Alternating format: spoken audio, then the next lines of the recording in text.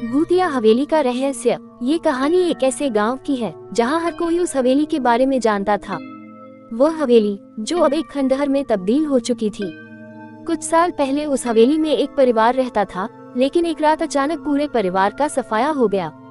किसी को नहीं पता कि वह क्या हुआ, लेकिन गांव के लोग कहते हैं कि हवेली में कुछ अजीब था। सर्दी की एक रात 4 दोस्त अमन, करण, सोनू और रिया एक साथ बैठकर बातें कर रहे थे। वे कॉलेज के छात्र थे और मस्ती करने के लिए अक्सर एक दूसरे के साथ घूमते रहते थे। इस बार उनके मन में कुछ खास था। वे उस हवेली में रात बिताने का फैसला कर चुके थे। तुम लोगों को पता है न, वह हवेली किस हद तक खौफनाक है? रिया ने चौंकते हुए पूछा। वह हमेशा से इस हवेली के बारे में डरती थी। डरने की बात नहीं है, करण ने हंसते हुए कहा। ये सब सिर्फ अफवाहें हैं। हमें वहाँ रात बितानी चाहिए, फिर देखेंगे क्या होता है। अमन ने भी समर्थन किया। हाँ यार, डरना क्या है, कुछ नहीं होगा, हम सब साथ हैं। चलिए, फिर तय हो गया। अगले दिन शाम को चारों दोस्त उस हवेली के पास पहुँचे। हवेली गांव के बाहर एक पहाड़ी पर स्थित थी। यह एक बड़ी सी हवेली थी जिसका बाहरी हिस्सा पूरी तरह से टूटा फूटा था। पुराने समय के खंभे, दरवाजे और खिड़कियां सब जर्जर हो चुके थे। हवेली के अंदर घुसते ही एक अजीब सी खामोशी थी। हवेली का माहौल भूतिया था और आसपास का अंधेरा उसे और डरावना बना रहा था। यहाँ कोई है, करण ने आवाज दी, लेकिन जवाब में सिर्फ हवेली की खामोशी सुनाई दी। चलो अंदर चलते हैं, अमन ने कहा, और फिर चारों दोस्त धीरे धीरे हवेली के अंदर चले गए। एक बार अंदर दाखिल होने के बाद उन्हें महसूस हुआ कि यह हवेली बस खंडहर नहीं थी, बल्कि यहाँ कुछ अजीब था। हवेली का हर कोना अंधेरे में डूबा हुआ था। कहीं कहीं दीवारों पर खून के धब्बे भी दिखाई दे रहे थे।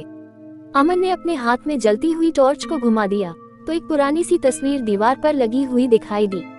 ये तस्वीर एक महिला की थी जो काफी सुंदर और प्यारी लग रही थी, लेकिन उसके चेहरे पर एक अजीब सी उदासी थी।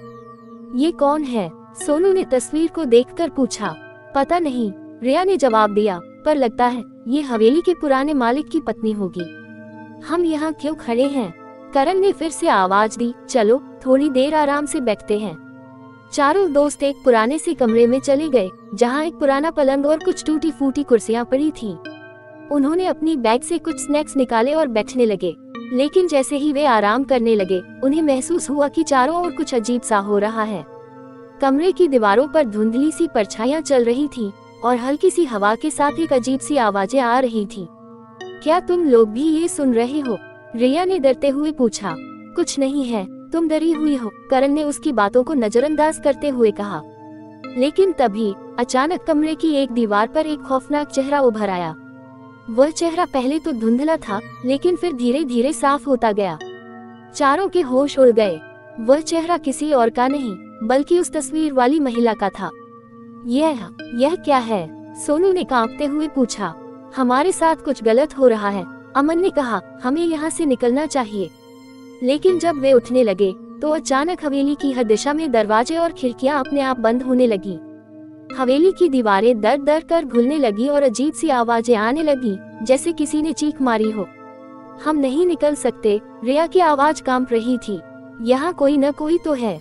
अचानक हवेली में एक बहुत तेज आवाज आई, जैसे किसी ने जोर से चीख मारी हो। चारों दोस्तों के दिल जोर जोर से धड़क रहे थे।